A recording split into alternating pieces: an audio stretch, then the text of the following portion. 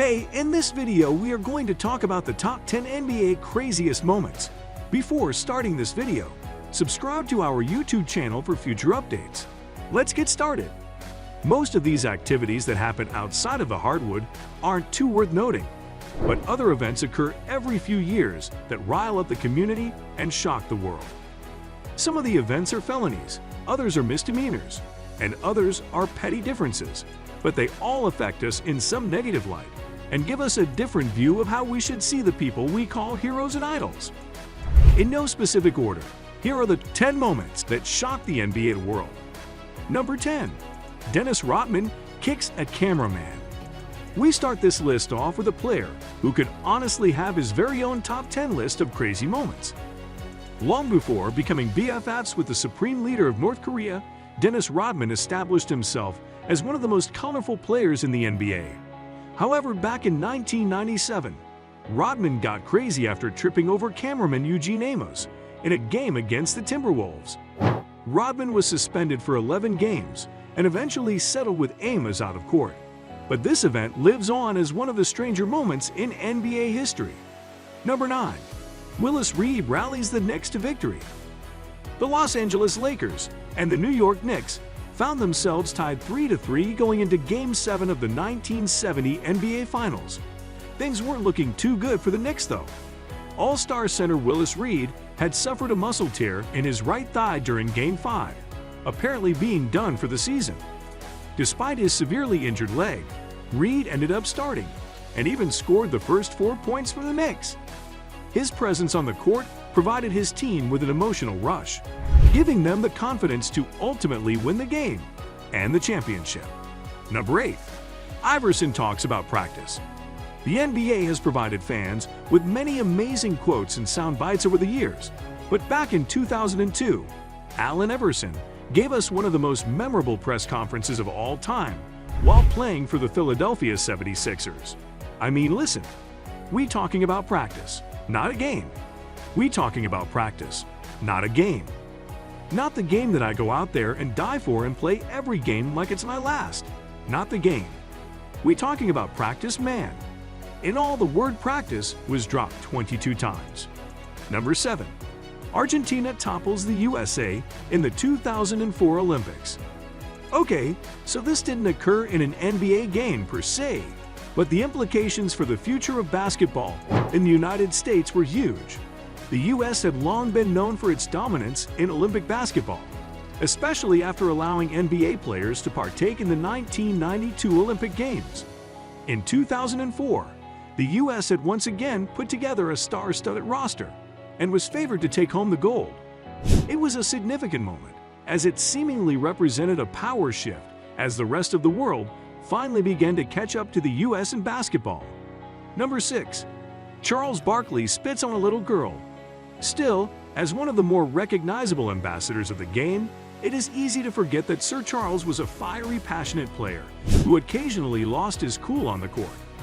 One such example came in 1991 in a game against the New Jersey Nets.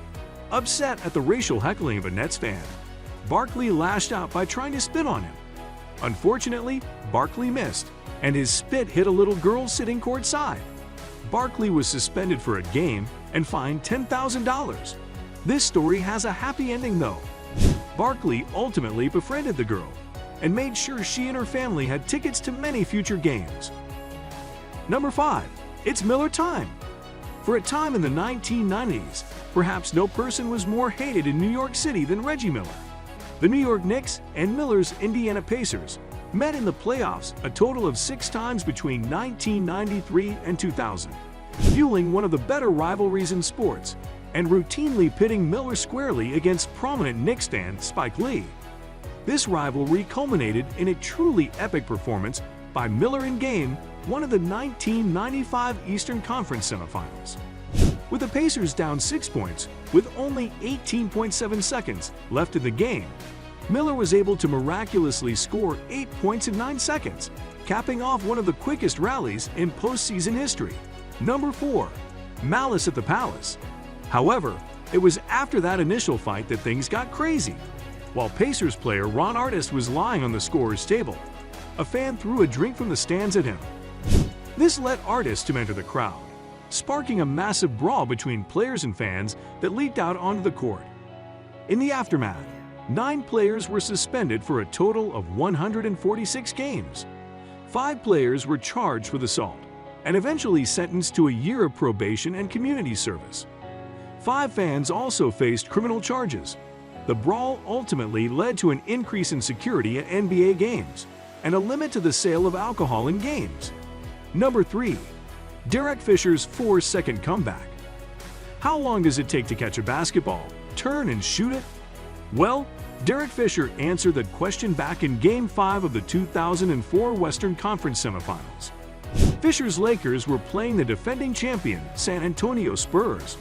With the series tied at 2, both teams were after that crucial go-ahead victory. With 11 seconds left in the game, Kobe Bryant hit a jump shot to put the Lakers up 72-71. Not to be outdone, Tim Duncan then made a fadeaway 18-footer over Shaquille O'Neal to give the Spurs a 73-72 lead, with 0.4 seconds on the clock. Number 2. Vince Carter's dunk of death. This is another moment that didn't necessarily occur during an NBA game, but it goes down as one of the great plays in basketball history that didn't matter to the man nicknamed Vinsanity, who jumped over the head of the towering Frenchman to throw down a nasty slam. In France, they call it Le Dunk de la Mort. Here in the US, it's called the dunk of death. Weiss, who was drafted by the Knicks as the 15th overall pick in the 1999 draft, never played in the NBA, but quickly became known as that guy Carter jumped over. Number 1. Wilt Chamberlain's 100-point game. There were no video recordings of the game, but what took place on March 2, 1962, in Philadelphia is still talked about today. It was in this game that Chamberlain put up a mind-boggling 100 points. What makes this stat impressive is that less than 10 years prior, the league was actually in serious trouble as it struggled to attract fans amidst low-scoring, boring games.